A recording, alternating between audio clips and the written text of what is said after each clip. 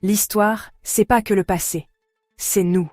Chaque révolte, chaque empire, chaque chute, tout ça résonne encore aujourd'hui. Et si je vous disais qu'une guerre, il y a 2000 ans, a façonné votre monde plus que vous ne le pensez?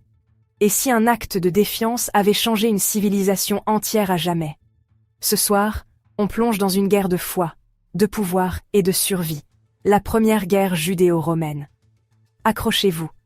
On est en l'an 66 de notre ère, et la Judée, c'est une cocotte minute sur le point d'exploser.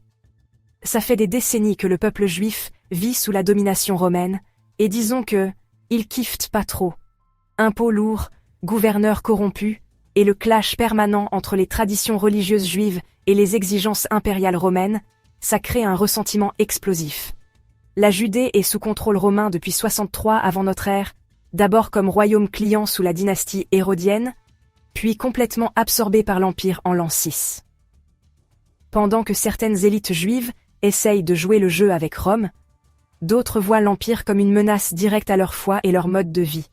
Et là, arrive Gessius Florus, le pire gouverneur romain imaginable. Son idée de génie?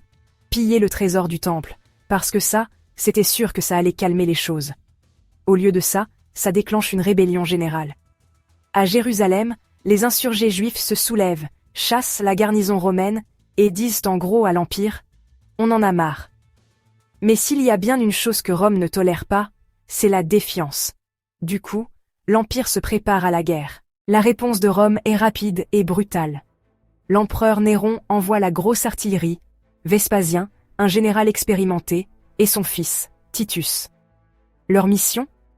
Écraser la rébellion et s'assurer que personne d'autre dans l'Empire n'ait de mauvaises idées. Au cours des années suivantes, les légions romaines démantèlent systématiquement la résistance juive, progressant de la Galilée au nord jusqu'à la Judée au sud. Les villes tombent les unes après les autres. L'une des batailles les plus brutales a lieu à Jotapata, en 77, où les combattants juifs, dirigés par le futur historien Flavius Joseph, opposent une résistance acharnée. Les Romains, en bons romains, répondent par une force écrasante, faisant des milliers de morts.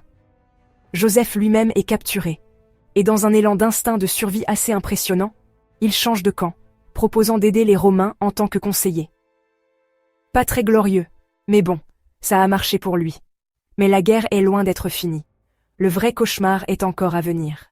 En l'an 70, la rébellion ne tient plus qu'à un fil, et Jérusalem s'apprête à vivre ses heures les plus sombres. La ville, déjà affaiblie par les pénuries alimentaires et les conflits internes entre factions rebelles, est complètement encerclée par les forces romaines. Ce qui suit est l'un des sièges les plus brutaux de l'histoire. Les Romains coupent les vivres, affamant la population pour la soumettre, tandis qu'à l'intérieur de la ville, les différents groupes juifs se battent entre eux presque autant qu'ils ne combattent les Romains. C'est un désastre total. Quand les Romains finissent par franchir les murs, c'est un carnage absolu. Le temple, le cœur sacré de la vie religieuse juive, est incendié. La ville est réduite en cendres. Des dizaines de milliers de personnes sont massacrées, et d'innombrables autres sont réduites en esclavage ou contraintes à l'exil. La destruction de Jérusalem n'est pas seulement la fin de la rébellion, c'est la fin d'une époque. Mais tout le monde n'est pas prêt à abandonner. Même après la chute de Jérusalem, quelques poches de résistance juive subsistent. Le dernier combat a lieu à Masada, une forteresse perchée au sommet d'une montagne. Près d'1 millier de rebelles juifs et leurs familles y sont piégés, complètement encerclés par les forces romaines. Après des mois de résistance, ils réalisent qu'il n'y a aucune issue. Plutôt que d'être capturés, ils choisissent le suicide collectif, un acte final de défiance dont on se souviendra pendant des siècles. En 73, la guerre est officiellement terminée. Rome a gagné et la Judée est laissée en ruine. Mais les conséquences de cette guerre ne font que commencer. La destruction du temple change à jamais la vie religieuse juive. Privé de son lieu de culte central, le peuple juif se tourne vers le judaïsme rabbinique, une tradition centrée sur l'étude, la prière et la communauté, plutôt que sur les sacrifices du temple. La diaspora juive s'étend encore plus loin, façonnant l'identité juive pour des générations. Pendant ce temps, Rome célèbre sa victoire à la romaine, en construisant un monument géant. L'arc de Titus, toujours debout à Rome aujourd'hui, affiche fièrement le butin de guerre, y compris la menorah sacrée prise au temple.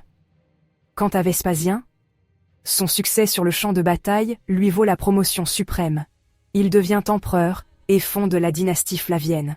Le message est clair, Rome est invincible. Notre principale source d'information sur cette guerre nous vient de Flavius Joseph, le même type qui a combattu Rome avant de changer de camp. Son livre, La guerre des Juifs, nous donne un récit détaillé, bien que quelque peu partial, de ce qui s'est passé. D'autres sources romaines documentent également l'ampleur de la destruction et la détermination de Rome à écraser toute nouvelle rébellion. Et pourtant, malgré la puissance écrasante de Rome, la résistance juive ne s'arrête pas là. Quelques décennies plus tard, la révolte de Bar Kokhba, de 132 à 135 de notre ère, éclate, entraînant une répression romaine encore plus dure et le changement de nom de la Judée en Syrie-Palestine. La première guerre judéo-romaine n'a pas été qu'une simple rébellion, elle a marqué un tournant qui a remodelé une civilisation entière. Son héritage résonne encore aujourd'hui, commémoré par des rituels juifs comme Tisha B'Av, un jour de deuil pour la destruction du temple.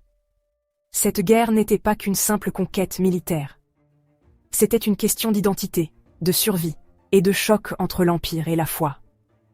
Les rebelles juifs se sont battus avec acharnement, les Romains ont répondu par la force brute, et les conséquences ont façonné l'avenir de l'histoire juive et romaine. Je vous laisse en discuter dans les commentaires. Pensez-vous que cette guerre était inévitable, ou que l'histoire aurait pu se dérouler différemment?